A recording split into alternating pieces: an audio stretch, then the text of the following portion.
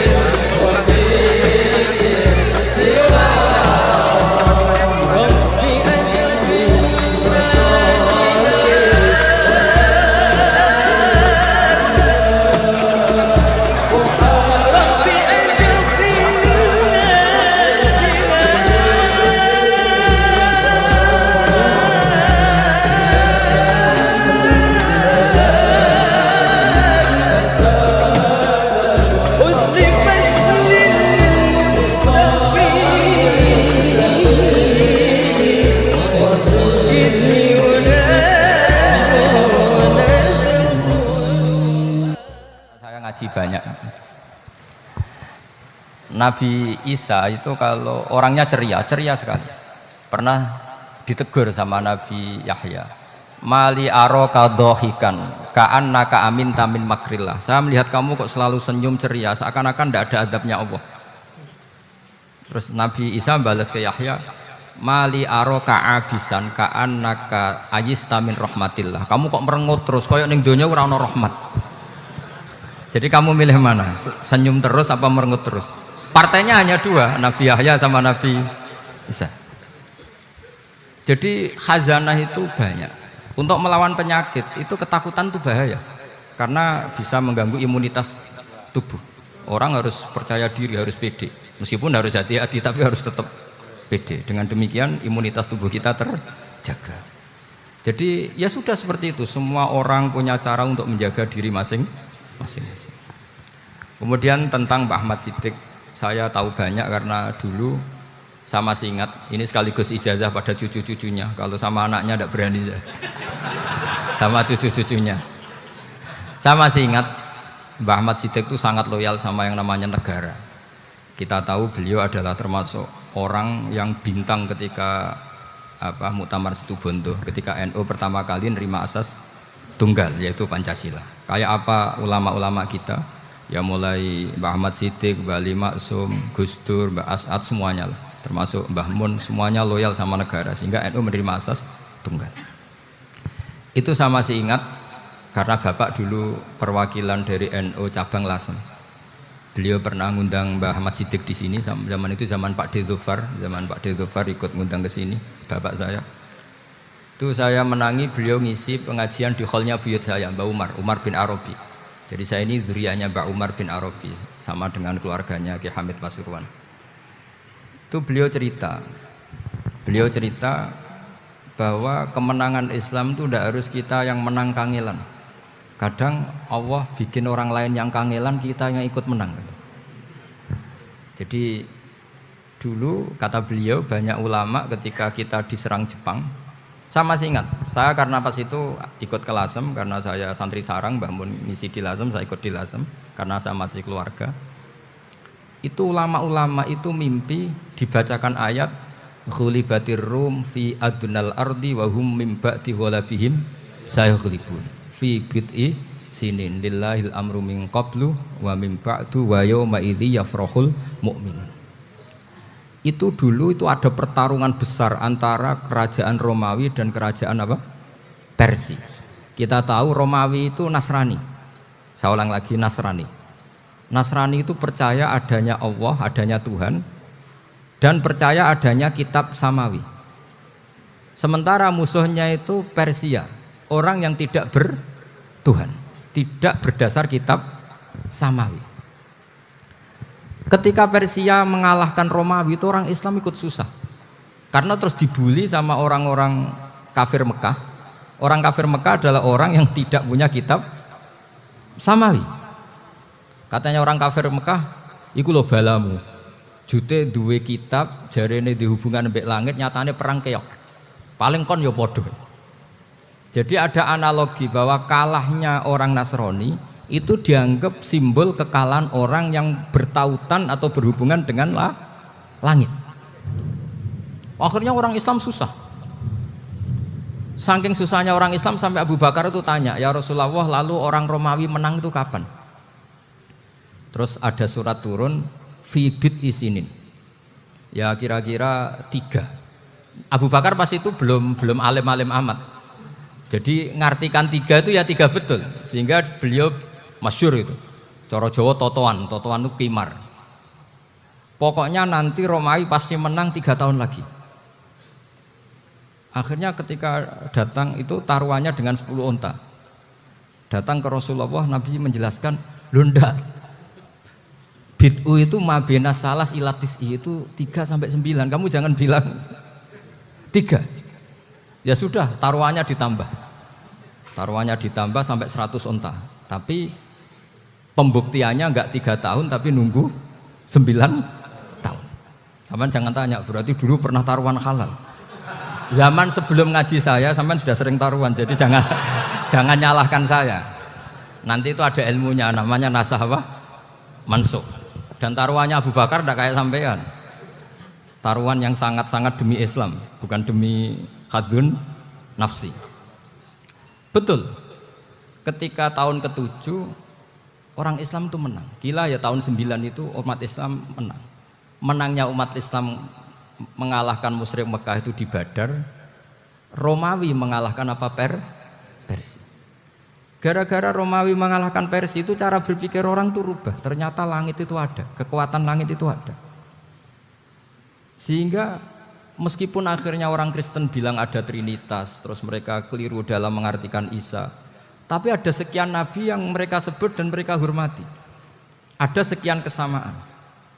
Sehingga dalam Islam, saya ulang lagi, dalam Islam, andai kan disuruh milih orang komunis sama orang Nasrani, Islam tentu sama-sama kerjasama, milih sama yang Nasrani, karena ini ahli kitab, kerjasama loh, bukan milih menjadi Nasrani.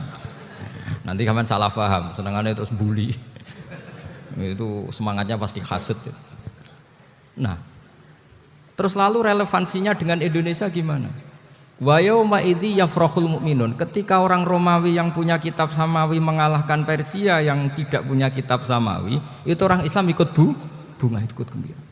Itu semua kiai banyak yang mimpi seperti itu. Ini cerita Pak Ahmad Siddiq, saya dengarin. Ternyata betul, Jepang itu nggak dikalahkan Indonesia. Jepang, Hiroshima dan Nagasaki dibom oleh apa? Sekutu. Akhirnya Jepang pulang. Pas Jepang pulang, Indonesia merdeka. Itu dulu kiai-kiai sudah nakwil bahwa menangnya Indonesia itu tidak harus mengalahkan penjajah. Pokoknya nanti penjajah ada yang mengalahkan. Jadi orang Islam zaman itu tidak bisa mengalahkan Persia. Yang mengalahkan itu Romawi. Tapi orang Islam ikut gembira. Itu sebenarnya wa yauma idzi yafrahul mu'minun binasrillah. Jadi orang itu cara berpikir Quran itu beda. Sehingga saya ini cerita ke cucu-cucu Mbah Siddiq karena ya nasabnya sama sampai saya, karena sama-sama sampai Mbah Sambu. Bedanya keluarga saya lewat Mbah Abdul Azim, kalau yang keluarga sini lewat namanya Mbah Yusuf. Itu saudara sama Mbah Abdul Azim, sama-sama sampai Mbah Sambu. Tapi keinginan saya tentu bukan sekedar silaturahim gagah-gagahan diceluk Gus. Celuk Gus repot. Nak ora alim ra pantes. Nak beling ra pantes. Salam templek 1.000 jaluk swarga. Tuhan, kok mentalah nih 1.000 jaluk. Kamu nginep di hotel 100.000 itu tidak cukup, apalagi untuk bayar apa? Surga. Itu nggak sopan sekali. 1 juta ya nggak bisa itu. 100 juta juga nggak jelas juga. Terus sampean mendingan nggak usah salam template. Malah nggak mungkin masuk surga kalau. Jadi dulu yang namanya zuriyah, sampean tenang saja, nasab sampean tidak kalah dengan kita. Karena nanti setelah di kuburan itu gus-gus itu nggak penting. Semua kalau ditanya bapak kamu siapa, jawabannya siapa? Nabi Ibrahim.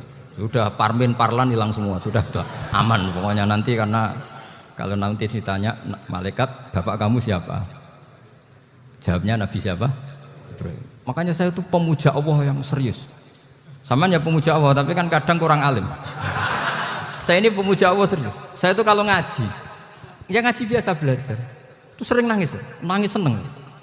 Misalnya saya baca tadi, Miftahul Jannah la ilaha illallah, luang kunci kok dikasihkan. Kita ini masuk neraka gak pantas, enggak bawa kuncinya kok masuk. Harusnya kita ini masuk surga, kita kan pegang kunci surga, gak pegang kunci neraka. Maka aneh kalau kamu masuk neraka itu aneh. Coba kita pegang kunci surga apa kunci neraka? Tapi kadang teman saya suka neraka ora ono kuncine. Karena tidak ada pintunya. Terus saya bilang, kamu kok tahu? Memangnya mau ke sana kata saya. Saya tidak punya rencana tahu neraka. Karena nanti di antara syafaatnya Quran itu orang kalau mau masuk neraka tidak jadi. Ya nggak apa-apa ya, diatur sendiri. Jadi di antara syafaatnya Quran itu orang nggak jadi masuk neraka. Jadi syafaat itu ada dua, dari neraka diangkat ke surga, dan itu bisa lama itu. Tapi kalau syafaatnya Quran itu yang belum masuk neraka supaya nggak jadi masuk neraka. Karena neraka juga punya aturan, dia juga kena aturan fikih. Jadi, lo betul ini, saya ada guyon. Jadi kena konstitusi apa? Fikih. Sama tak ceritani syafaatnya Quran itu ada orang itu beling itu fasik.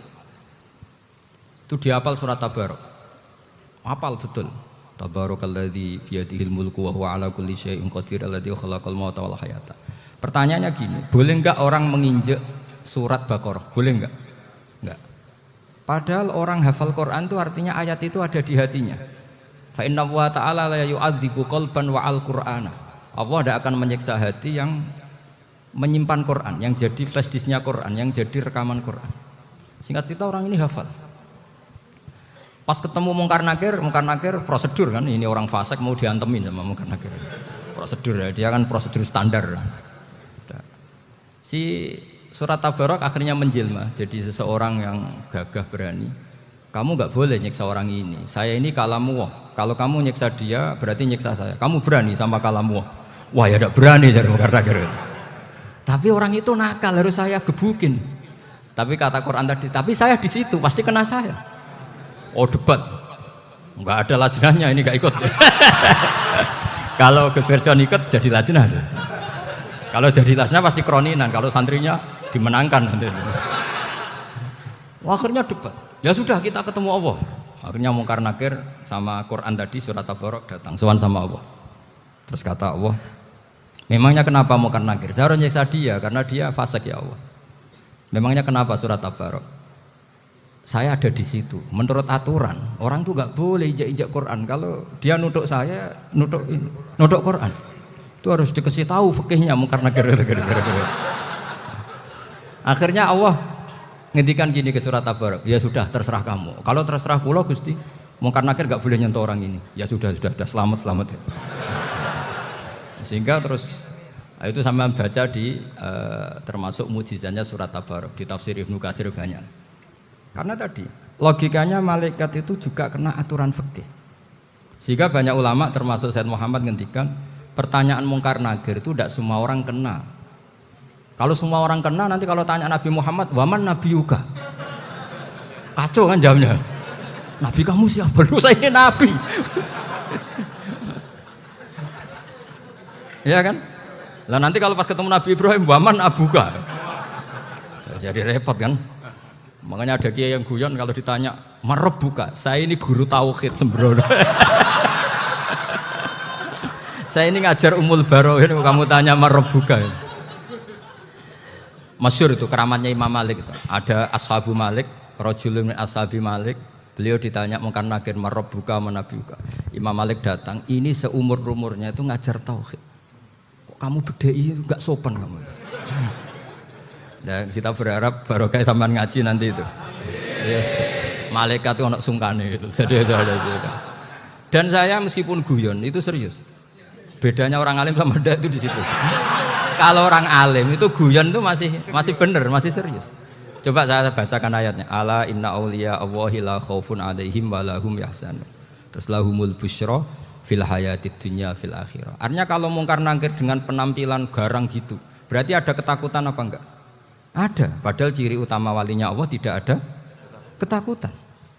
Makanya itu termasuk dalilnya Sayyid Muhammad. Tidak semua orang alami seperti itu karena wali-wali itu la khaufun alaihim wa lahum yahzanun. Wah anak kiai ketemu karena kerja buat tidur wedek.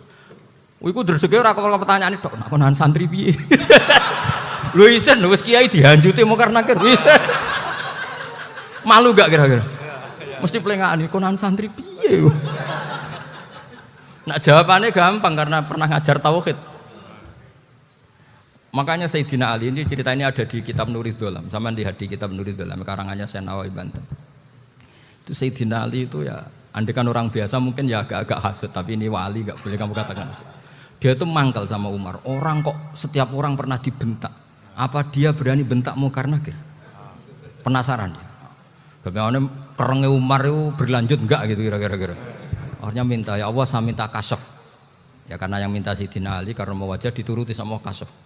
Dilihat Sayyidina Umar pas meninggal itu. Jadi hasud itu ya kadang penting asal baik.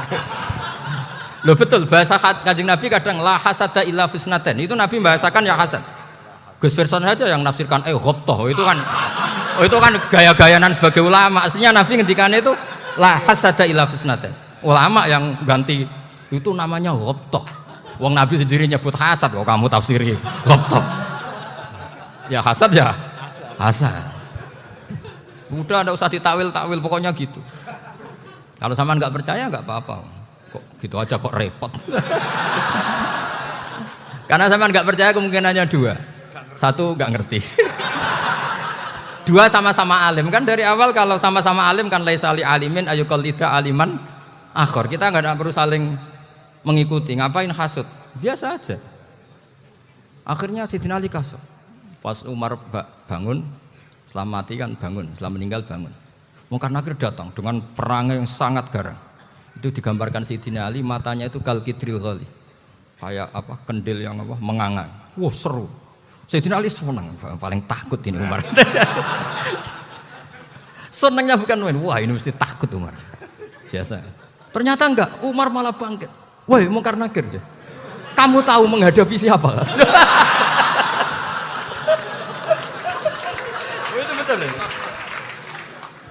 Kamu itu menghadapi temannya ahabbal khalqi ilallah. Yang diandalkan temannya bukan dia. Kamu tahu yang kamu hadapi, saya ini teman kekasihnya Allah. Jadi boleh kamu mengandalkan Mbak Virjon. Tapi nanti resikonya mungkar nakir tanya, itu Virjon siapa? Wah itu masalah kan. Makanya syaratnya wali itu harus ma'rufun fis sama. Di langit sudah populer. Makanya dulu ada orang yang saking seninya Abdul Qadir ditanya apa saja jamnya Abdul Qadir Al-Jilani itu aman karena beliau populer. Makanya program kita harus populer dulu di langit. Nah, itu nanti kalau dicatut oleh santri-santri nggak apa-apa. Kalau nggak populer nanti dicatat, itu siapa? Masalah ini. Umar itu yang dibanggakan itu, kamu tahu saya siapa? Ya enggak tahu, saya ini temannya kekasihnya Allah. Temannya Muhammad, iya Muhammad Rasul. Wah mikir, waduh, repot. Loh di dunia aja gitu kan, temannya presiden, temannya panglima, apalagi ini temannya Sayyidul Awalin wal Akhirin. Di dunia aja bilang temannya presiden, menteri orang sudah takut, apalagi ini temannya Sayyidul Awalin. Hanya mungkar nakir terus konfirmasi sama Allah, gimana ya Allah ini ngadepi. Sebetulnya diandalkan itu temannya, bukan dia. Wah, akhirnya sama Allah dibilang ya bu, ya sama seorang seperti itu bu yang sopan. Terus semenjak itu mungkar nakir itu nggak selalu berpenampilan seperti itu, sangat sih. Jadi semoga itu konsisten sampai nanti. Jadi kamu kalau ingin nggak takut mungkar nakir jadi wali dulu. Karena syaratnya tadi hanya wali sing la khaufun alaihim wa lahum yahzanun lahumul busyra fil hayatid dunya fil akhirah. Jadi orang itu kalau ngaji itu harus khatam. Jangan semuanya kena pertanyaan. Nanti kalau semuanya kena pertanyaan nanti repot. Kalau Nabi Muhammad ditanya waman Nabi Yuga, Nabimu siapa? Lu kan terus jadi aneh. Jadi makanya ngendikane Sayyid Muhammad semua ulama lah, nggak ada am kecuali ditaksis, kecuali sifatnya Allah. Misalnya bikulli syai'in alim ya benar-benar bikulli syai'in. Tapi kalau am semuanya pasti ada taksis, meskipun dalam muhawarah muhadasah biasa. Misalnya contoh gampang, istri kamu baru seneng kamu, mas nak pengen apa-apa itu lapor aku, gak apa-apa mas, mesti aku seneng sama lapor. Iku di aku pengen wayo, wah langsung jadi apa wae, mesti apa wae, maksudnya kecuali itu. Gitu. Padahal kalau ngomong, mas sampean ingin apa saja tak dukung. Terus sampean bilang, pengen iku wayo. Kira-kira disetujui apa enggak? Sama seperti kita kalau punya teman akrab, wes nang omahku gak apa-apa, anggap aja omahmu dhewe. Terus mlebu-mlebu kamar. Jadi tidak ada am kecuali ditaksis. Artinya kalau ada cerita bahwa orang mati pasti ngalami ditanya mungkar nangkir, itu pasti ada am yang ditaksis. Itu pasti juga dialami para anbiya, para auliya. Karena ciri utama wali itu la khaufun alaihim walahum yahzanun. Kemudian saya yang mau cerita ya, supaya sampean bisa menghadapi dunia global ini, tak bawa tafsir Munir termasuk tadi. Kenapa orang Islam, Rasulullah SAW itu lebih senang kalau yang menang itu orang Nasrani Romawi, ketimbang yang menang itu orang Faris, dalam hal ini ateis. Karena orang ateis itu lebih ngeri. Sebetulnya beberapa penemuan sains, terutama di ilmu medis, itu orang Amerika, kayak cloning. Tapi orang Amerika itu masih dilarang oleh gereja untuk mengaplikasi. Karena nanti bayi cloning itu dipakai suku cadang. Di Amerika masih ditentang oleh fatwa-fatwa agama, baik Islam maupun Kristen. Tapi di Cina itu dipraktekkan, karena nggak ada halangan agama. Di Cina itu biasa ada kondom diolah lagi jadi alat-alat aksesoris. Di Amerika tidak ada karena masih ada agama, masih ada larangan. Sehingga orang Islam itu lebih takut kalau yang menang itu Persia, karena terus cara berpikir ternyata Tuhan itu tidak ada, langit tidak ada perannya. Jadi ketika yang menang Nasrani masih berpikir itu pertolongan Tuhan, meskipun mungkin cara mengatakan Tuhan beda dengan kita. Tapi ada satu kesamaan bahwa kekuatan samawi itu ada. Jadi disebut hulibatir rum fi adnal ardi wa hum min ba'di ghalabihim sahlibun. Di sini diterangkan oleh Syekh Nawawi supaya kamu tidak salah paham. Sebetulnya kamu katakan misalnya wah itu paham liberal, sebenarnya saya tidak tersiksa. Cuma takut yang mengatakan seperti itu cek goblokir atau ngaji gitu. Itu aja masalah saya. Ini saya baca ini karangannya Syekh Nawawi karena tadi kata Mbak Firjon, ngaji itu harus sama orang yang bersanad. Saya ini kalah sama beliau itu berkali-kali. Secara nasab saya harus manggil mbah. Secara silsilah ilmu saya juga kalah lagi. Saya sering disewani sama cucu-cucu Syekhona Khalil. Kiai Siddiq itu termasuk murid dekat beliau, Syekhona Khalil. Kalau itu berarti kan Gus Firjon, Ahmad, terus Mbah Siddiq. Mbah Siddiq ngaji Syekhona Khalil. Syekhona Khalil itu pernah ngaji langsung sama Sayyid Zaini Tahlan. Berarti beliau dari Sayyid Zaini Tahlan itu baru generasi kelima. Sementara saya itu sudah ke-7 atau ke-6. Saya, Mbah Mun, Mbah Karim misalnya, Mbah Hashim, Mbah Mahfud Termas, Sayyid Abi Bakar Sato yang ngarangnya Anatul Thalibin, baru Sayyid Zaini Tahlan. Berarti saya ke-7, kalah lagi. Tapi untuk jadi wali biasanya cepat saya. Karena syaratnya jadi mbah itu ngalah demi putu. Jadi kalau beliau ngotot, saya dulu Gusti, saya mbahnya. Wah itu mbah yang nggak baik. Pasti jatahnya dikasihkan apa? Cucunya dulu. Makanya Abdul Muthalib itu orang yang dapat wangsit, tapi yang jadi nabi itu cucunya. Jadi dalil saya banyak. Sebenarnya Abdul Muthalib itu sudah sering dapat wangsit. Karena saya bahasakan wahyu, Nabi yang protes, enggak nabi kok dapat wahyu. Tapi sebetulnya Abdul Muthalib itu masyhur. Kalimat-kalimatnya menunjukkan bahwa beliau itu sudah dapat wahyu kalau nanti cucunya itu jadi apa? Nabi. Makanya senangnya bukan main Abdul Muthalib sama Rasulullah. Putu seneng, mbah seneng putu. Jadi mungkin, jadi sampean enggak usah protes loh. Yang jadi wali kok cucunya. Loh, betul. Dulu Mbah Hamid Pasuruan itu kalau Mbah Ahmad Siddiq ke sana, Mbah Hamid Pasuruan kalau manggil Mbah Ahmad Siddiq itu paman. Tapi pamannya minta ijazah ke ponaan. Apa ya gara-gara itu memang. Kalau itu masih berlaku apa? Ngalah tadi. Kayaknya masih apa? Hawane masih. Hawane masih. Karena melihat tren-tren langit masih gitu kayaknya masih. Masih itu. Ya, tapi mbahnya tetap dapat jatah, tenang saja nanti. Tapi memang sebaiknya mbah itu legowo. Rasulullah Muhammad SAW itu terkenal min dzurriyyati Ibrahim. Tapi kata Rasulullah, ana dakwatu Ibrahim wa bisyaratu Isa. Aku nganti ngene iki barokah dongane Nabi siapa? Ibrahim. Jadi dongane Nabi Ibrahim ya tiba teng putu. Jadi banyak bukti bahwa jatuhnya ke putu gitu. Tadi saya di kamar sama beliau berduaan. Nih Mbah sing dadi wali dhisik ndi? Aku wae Mbah. Cocokan tadi. Nah, kenapa saya akhir-akhir ini gulirkan daftar wali? Kenapa? Saya ini resah ya, orang sudah ingin dicintai pejabat, dicintai tetangga, dicintai teman. Tapi kadang-kadang orang lupa lagi dicintai apa? Makanya saya meskipun guyon, tapi ini amdan, bukan sahwan. Supaya orang punya cita-cita lagi jadi wali, ingin dicintai Allah. Kita ini terlalu lama ingin dicintai makhluk, Mbok ya naik kelas sedikit lah. Ingin dicintai Allah Subhanahu wa Ta'ala. Meskipun saya guyon, tapi tadi guyon saya tuh lebih serius ketimbang serius Anda. Karena tak pikir. Saya tuh kalau pergi itu seneng ngebis, bukan karena saya tidak punya mobil, tapi saya sering mau butuh itu supaya nggak diganggu. Karena saya tuh harus punya waktu sendiri. Kalau ngebis kan ketemu orang nggak kenal, tapi sekarang ya agak susah, banyak yang kenal. Dan susahnya lagi nggak minta ijazah, minta foto. Aduh. Repot tuh. Mau dibenci itu umatnya Rasulullah SAW. Mau disetujui itu sanatnya mana? Kalau ketemu orang alim minta apa? Foto. Itu nggak ada sanatnya. Nggak tahu saya itu mazhab dari mana itu. Ya mazhab milenial yang jelas itu kan. Ini tak baca ya biar dapat. Karena ini kenangan saya sama Mbah Ahmad Siddiq. Saya masih ingat betul beliau ngisi kholnya Mbah Abdullah bin Umar, berarti abahnya Mbah Hamid. Karena mbah saya itu Fatimah binti Khalid bin Umar. Kalau Mbah Hamid itu Hamid bin Abdullah bin Umar. Itu saya masih ingat betul zaman itu Mbah Hamid setiap khol di Lasem itu rawuh dan saya derek mbah saya karena masih misanan datang ke Lasem. Itu beliau pas itu ngisi sama Mbah Mun. Mbah Mun masih muda, Ki Ahmad Siddiq sepuh senior.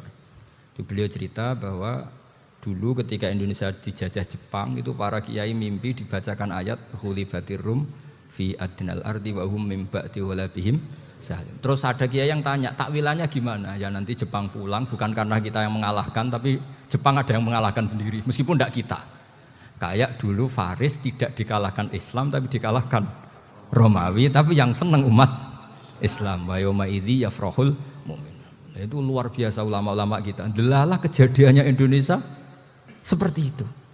Yaitu kita tidak mengalahkan Jepang, tapi Jepang pulang sendiri karena dikalahkan apa? Sekutu.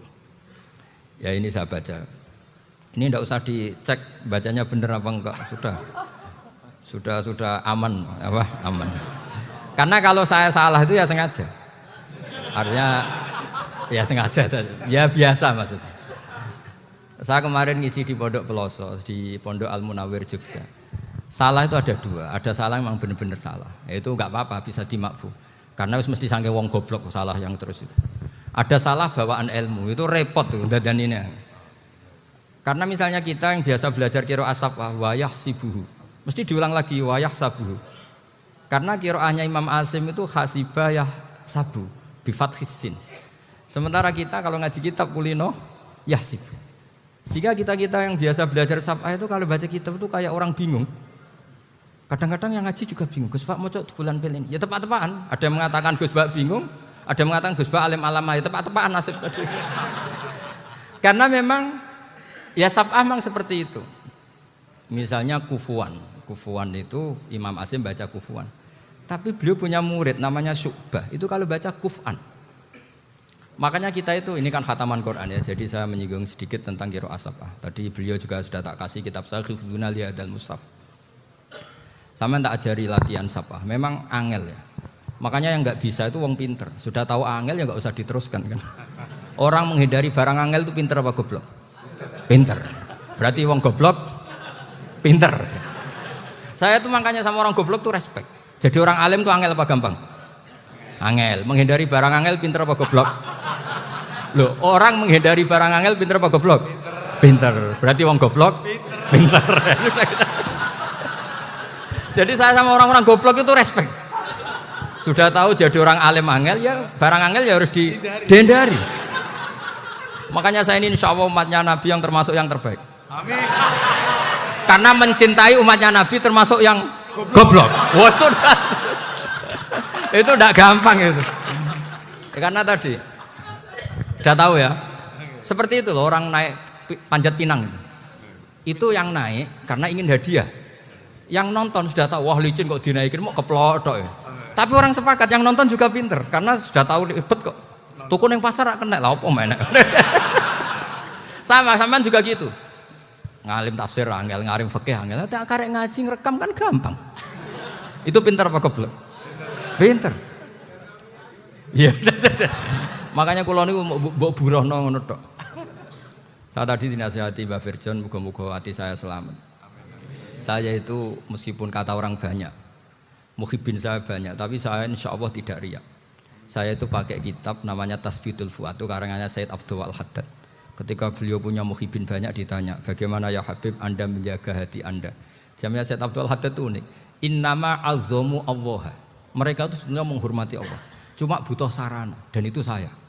Jadi saya tahu sampean semua itu mencintai Quran, mencintai sunnah Rasul, mencintai hadis-hadis Rasul.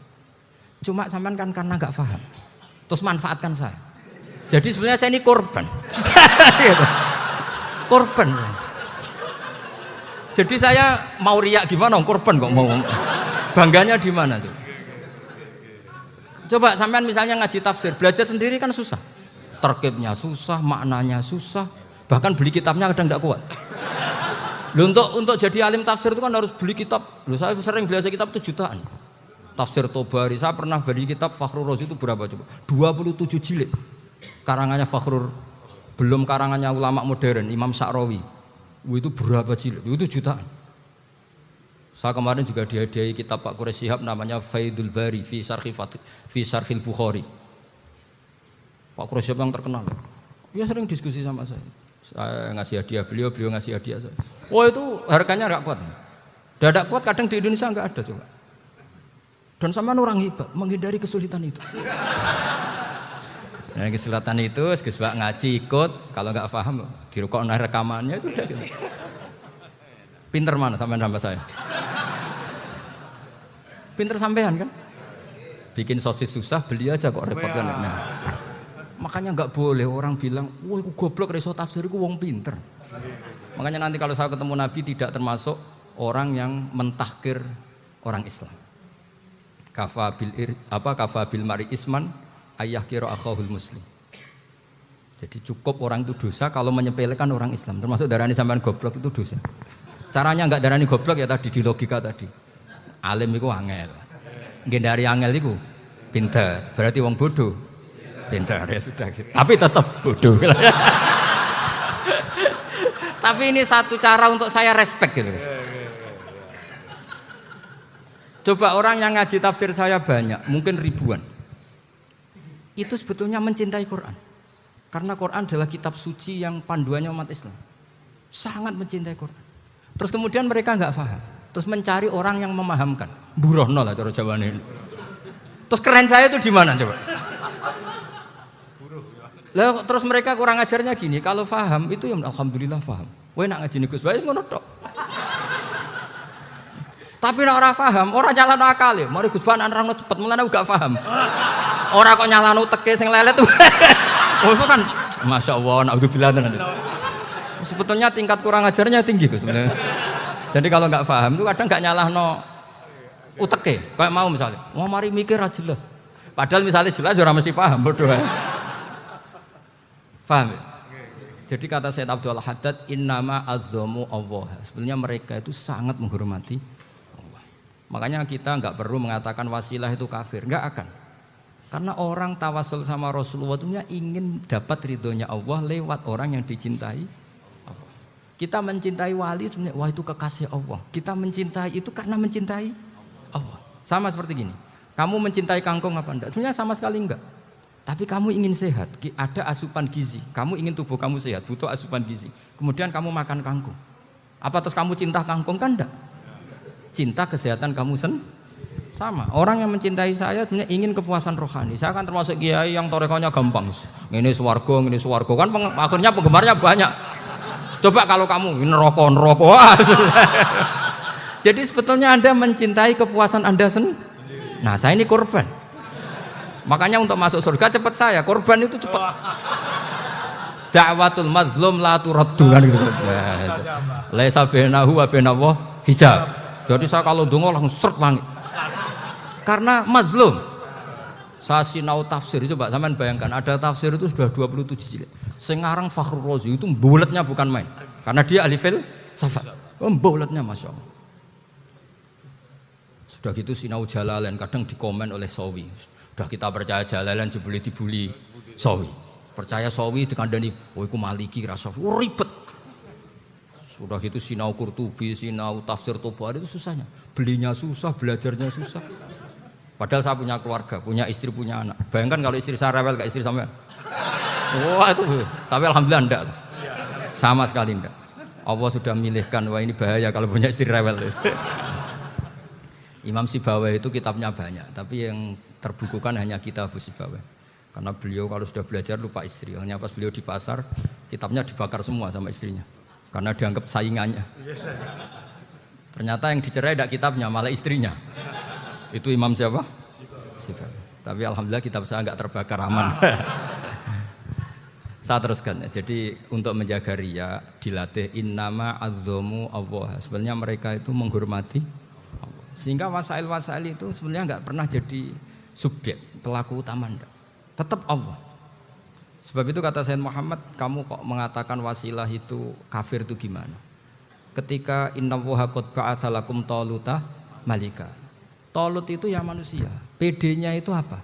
Inna ayata mulkihi ayyatiyakumut tabut fihi sakinatum mir rabbikum wa baqiyatum mimma taraka alu Musa wa alu Haruna tahmiluhul malaikah. Jadi beliau PD itu kalau bawa sunduk semacam peti sakti, sing di situ ada baqiyatum mimma taraka alu Musa wa alu Haruna tahmiluhul malaikah.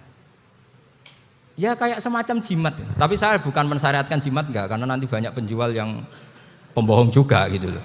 Cuma cerita, kamu tidak usah mengatakan kafir. Dulu Tolut PD-nya kalau bawa sunduk semacam peti kesaktian yang di situ ada baqiyatum mimma taraka alu Musa wa alu Haruna tahmiluhul malaika. Sehingga Khalid bin Walid meskipun beliau sahabat dan menyaksikan wajah Rasulullah sallallahu alaihi wasallam, itu bawa sya'aratun min sya'aratihi Rasulullah sallallahu alaihi wasallam, bawa rambutnya Nabi. Perang kemana-mana itu diletakkan di pecinya. Nanti sama tanya lagi, masa pakai peci Khalid bin Walid ini? Wah panjang itu sampean itu repot. Sampean tak warai ngaji usul fikih. Usul fikih itu kalau ngaji itu ada istilah tangkihul manat. Ini mestinya wilayah yang kita bisa berdebat sama Mbah Firjon. Dulu itu musuh saya karena saya makili Anwar, beliau makili Peloso. Tapi tahu-tahu kalah tua terus saya mengundurkan diri. Di fikih itu ada istilah, ada tangkihul manat, ada tahqiqul manat, ada tangkihul manat. Tangkih itu kira-kira gini, lafadz hadis itu dibuang sekian. Untuk tahu bahwa itu madarul hukmi. Misalnya gini, tak beri contoh paling gampang. Sama harus paham, kalau nggak paham nggak pinter-pinter. Ja'a a'rabiyun ila Rasulillah sallallahu alaihi wasallam. Ya karena ini menghormati Mbah Ahmad Siddiq, saya orang alim, jadi ngaji ini tetap ada suasana alim. Ya harus ada suasana alim. Nggak perlu jadi orang alim tadi susah. Sudah ngedari susah itu pintar. Sudah itu aja. Jadi orang alim susah, ngedari barang susah pintar. Berarti orang tidak alim pintar. Nah, meskipun tetap sudah itu pegangi sampai mati nanti. Loh, jadi orang alim itu repot. Itu kata Imam Ghazali, kalau orang alim kalau mau masuk surga itu sama Allah nggak boleh. Kif, kamu nggak boleh langsung masuk surga. Coba cari umat kamu, syafaati dulu. Nah, saya takut nyari sampean nggak bisa kembali. Saya tidak punya rencana itu. Pokoknya mau masuk. Boleh sampean kuaduan, aduan balik raroh dewe, wah repot nanti saya. Berat jadi orang alim itu berat. Ya saya teruskan ya. Ada tangkihul manat. Ja'a a'rabiyun ila Rasulillah sallallahu alaihi wasallam. Faqala ahlaktu wa ma ahlakaka qal waqa'tu imraati fi nahari Ramadan. Ya Siti, saya ini rusak ya Rasulullah. Kenapa? Karena saya menjima istri saya fina hari Ramadan. Terus kata Nabi, kamu harus bayar kafarah. Napa Nabi kafarah? Puasa 2 bulan. Wong baru 1 hari aja terjadi gitu kok disuruh puasa 2 bulan. Ya tidak kuat ya Rasulullah. Baru berapa hari saya puasa aja kecelakaan seperti itu. Apalagi kalau sampai 2 bulan. Tidak ya Rasulullah.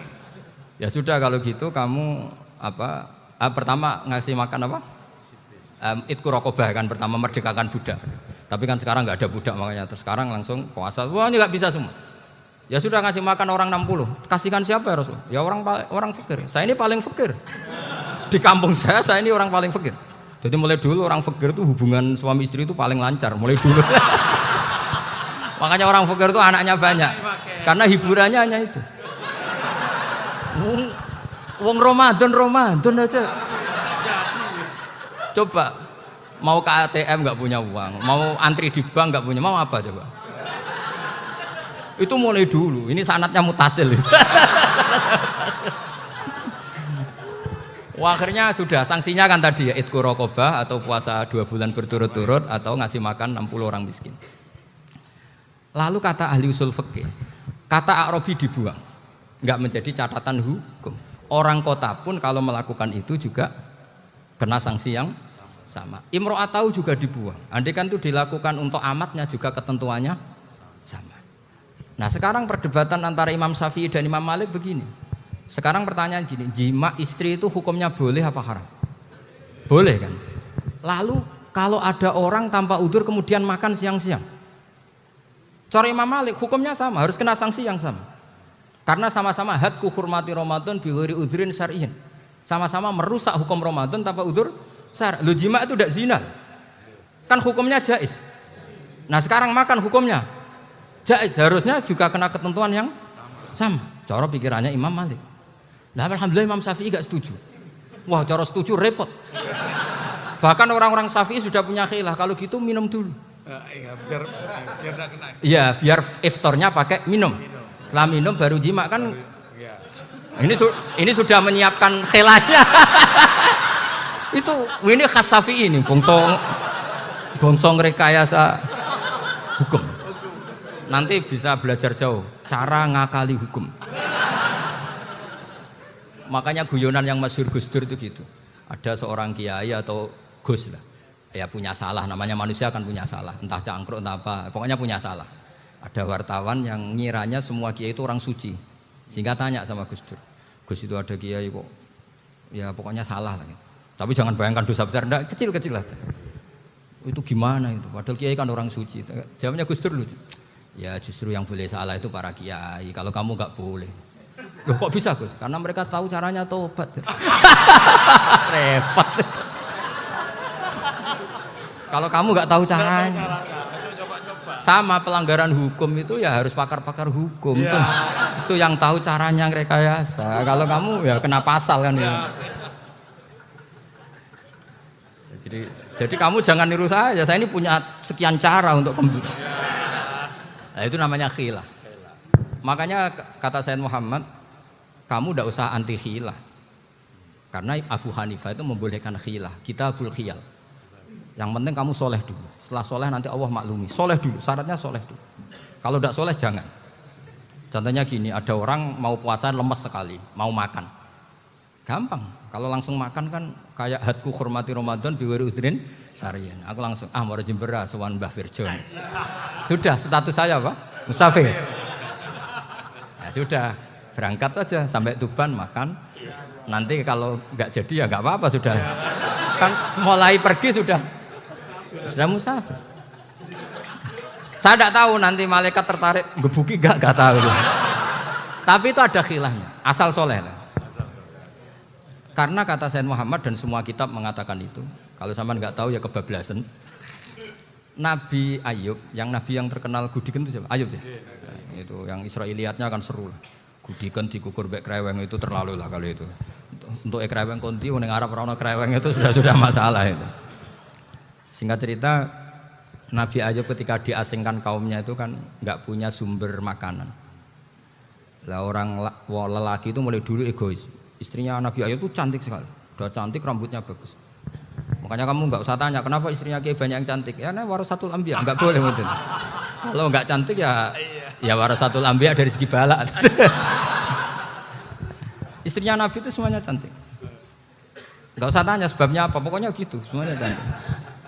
Singkat cerita, beberapa kali istrinya Nabi Ayub itu kerja demi bisa nafkahi Nabi siapa? Suatu saat itu tidak ada pekerjaan yang cukup untuk beli roti. Satu-satunya peluang dapat rezeki itu putrinya raja itu rambutnya berondoli. Terus ada sayembara siapa yang rambutnya bagus mau dibeli. Sampai rambutnya istrinya Nabi Ayub itu dijual. Nabi Ayub tersinggung karena itu mengurangi kecantikan. Jadi lelaki mulai dulu gitu. Udah nggak urun kalau istrinya nggak cantik itu komplain. Itu khasnya lelaki. Jadi kalau kamu gitu ada sanadnya juga, tenang saja ya. Komplain ya pegawaian itu. Saking mangkelnya Nabi Ayub terus ngendikan la adriban naki mi'ata sautin. Kamu akan saya pukuli dengan mi'ata sautin atau dengan 100 cambuan. Atau mi'ata dikhtin atau mi'ata apalah sesuai konteks zaman itu. Engko namun ini pecut tuku konti kok ribet lagi. Singkat cerita akhirnya ketahuan bahwa istrinya menjual itu demi Nabi Ayub. Allah nggak ridho kalau kekasihnya yaitu istrinya Nabi Ayub wis perjuangan kayak gitu malah kena hukuman. Tapi Allah juga nggak ingin kekasihnya yang bernama Ayub melanggar sumpah. Padahal beliau sudah sumpah wallahi demi Allah nanti tak pukul dengan 100 kali. 100 kali dengan lidi lah misalnya, contoh yang gampang tuh lidi. Akhirnya sama Allah dikasih satu solusi. Wa khud biyadika dikhtan fadrib bihi wala tahnas. Ya sudah, lidi itu ikat jumlahnya 100. Terus pukul sekali saja. Anggap saja sudah 100. Iku pangeran sing wari ngakali ngono iku pangeran. Tapi syaratnya soleh. Syaratnya soleh. Jadi kalau kamu anti khilaf berarti anti ajarannya Allah di ayat itu. Wa khud biyadika dikhtan fadrib bihi wala tahnas. Itu dulu ada, ini cerita di Ithaf. Ini cerita terakhir, ini sudah, sama jangan nama sudah. Terus pengumuman tadi, yang enggak pernah sepuh ngutang saya itu haram tadi. Karena tadi saya punya kewajiban di rumah yang bisa menggugurkan ya kewajiban yang lebih besar. Lebih besar itu ya tadi, bisa pernah guru, pernah sepuh. Yang jelas enggak umur. Umur sampean menang kabeh itu.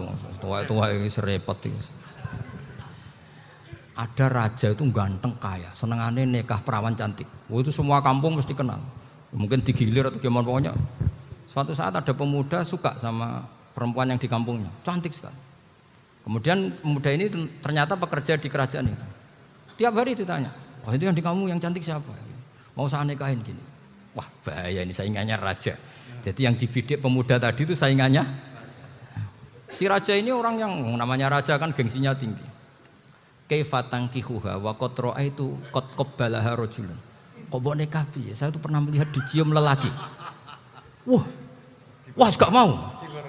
Gak gelem wis kadung ditambung lan wa qad qabbalaha rajulun. Saya pernah melihat sendiri qabbalaha rajulun, dicium oleh lelaki. Wah, sudah gak minat raja langsung gak keren. Suatu saat pemuda tadi nikahi perempuan itu. Rajanya marah-marah. Kamu lelaki gak punya harga diri gini. Gak punya selera, gak punya harga diri. Sudah pernah dicium orang kok tetap dinikah. Terus bilang ke raja, takrif manir rajul, lelaki itu siapa? Abuha. Kamu tahu lelaki itu siapa? Sopo? Abuha. Bapaknya. Saya kan hanya bilang rajulun. Pernah dicium lelaki. Lah pikirannya raja lelaki wis kowe-kowe ngene iki. Tapi butuhe canom mau raja ben gak sida. Itu aja tuh. Baru kayak digulirkan gitu waqat qabbalah rajulun. Wah enggak mau. Setelah itu suatu saat pegawainya tadi nikahi perempuan. Kamu enggak punya harga diri gini. Kamu tahu manir rajul apa abuha. Wah nak ngono aku gak apa-apa. Lah monggo sakniki wis bojo kula. Ora trimo wis diambung wis macam-macam. Lah itu namanya khilah. Apa? Khilah. Kalau di Balawa disebut tauriyah atau apa. Tapi saya tidak ngajari sampean seperti itu. Sudah pinter sebelum saya ajarin. Bangsa ngakali kan sudah pinter. Ya ini terakhir tak baca Arabnya saja nanti. Bismillahirrahmanirrahim. Biar dapat barokahnya Syekh Nawawi juga barokahnya guru-guru. Bismillahirrahmanirrahim. Wasababu nuzuli hadil ayati annahu kana baina farisa war rumi qitalun wa kanal musyrikuna yawadduna antaghliba farisu ar-ruma. Li anna farisa kanu majusiyan ummiyin wal muslimuna yawadduna ghalabatar rum ala faris liqaunihim ahla kitabin Jadi zaman dulu orang Islam lebih seneng kalau yang menang itu orang Nasrani. Kalau bandingannya ateis. Karena bagaimanapun percaya kekuatan langit. Sementara orang ateis sama sekali tidak percaya kekuatan.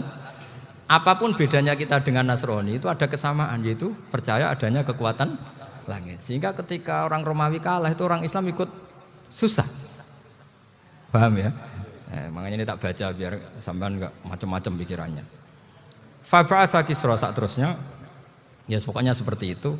Akhirnya Rasulullah SAW berdoa lebih senang yang menang itu Rom karena ahli kitab. Artinya apa? Kemenangan ahli kitab adalah kemenangan makhluk atau hamba Allah yang mentautkan kekuatan kita di bumi dengan kekuatan langit. Makanya saya berharap selain kita ikhtiar medis, kita harus memperbanyak istighfar. Bagaimanapun semua itu dari Allah Subhanahu wa ta'ala. Kita menghormati negara dengan ikhtiarnya, tapi saya mohon sekali kita juga istighfar. Karena semua itu juga ditentukan oleh Allah, oleh langit. Ya, saya kira demikian. Assalamualaikum warahmatullahi wabarakatuh.